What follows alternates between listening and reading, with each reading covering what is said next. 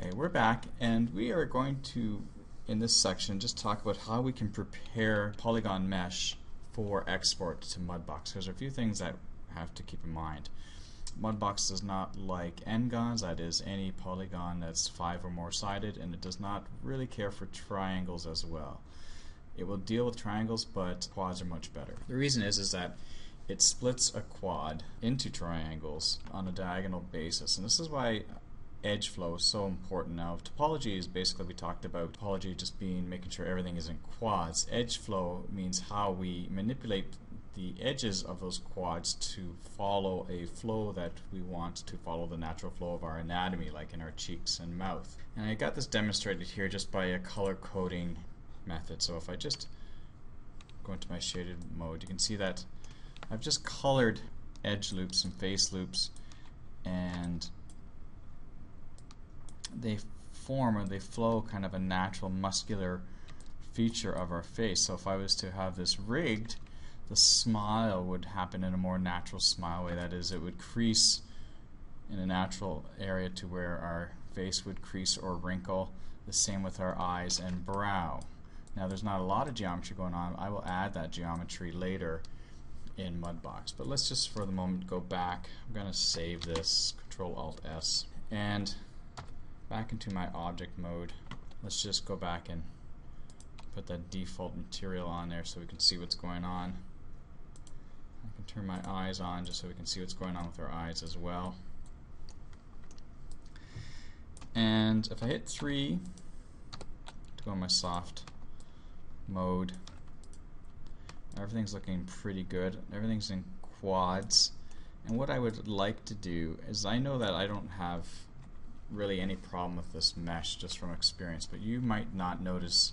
You might have some stray vertices that are kicking about where you didn't delete them properly, and those will create n-gons. So the fastest way to do that, instead of going back and deleting each vertex one by one, is just in object mode. Oops, sorry. Let's go back to our polygon menu. Just under Edit Mesh, Merge Components, and this will merge any vertex on top of itself. And what this does is, this is where if you've messed up in that extrude tool that I've mentioned before, where you've got a face extruded on top of a face and you're not aware of that, if you just do Merge Components, that should fix anything. The nice thing is when you export your mesh to Mudbox, that it will show you any errors that you've made, and you can go back to Maya and fix them and re-export. So it's a real nice pipeline to work in. So I've merged the components, and the one last thing I want to do is maybe clean up this mesh. So I'm going to go Mesh,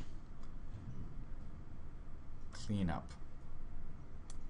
And I get this nice cleanup options, and something I like to turn on are lamina faces and Norman fold geometry, just to be safe. And if I hit Clean Up, and sorry, you can find these defined in any of the Maya help menus, but they're just faces on top of faces, or extra things happening, dirty modeling habits that we can just clean up. And my result says nothing. That means that my mesh was already clean. You might see a list of things here in your verbose window down at the bottom here to tell you what it has cleaned up, but we're good. I'm ready to export this. This is my soft mode. I want to actually convert this now, so I'm going to actually, before I, well, why don't I convert it? Modify, Convert, Smooth Mesh Preview to polygons. Now that looks a little insane for geometry, but I can switch that in my attribute editor. In my Poly Smooth tab, it's got division levels of 2. Let's take that to 1. And that makes it much more manageable. So now what I would like to do is one last thing before we get ready to export is go Edit, Delete by Type, History. Now I have a mesh here, still called P-Cube1. There's no modeling history at all left on this. It's getting rid of a lot of information we don't need. I'm going to call this, I'm just going to call this SelfPortrait.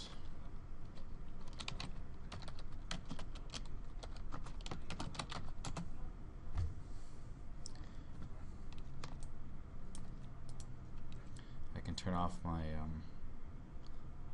wireframe. Whoops.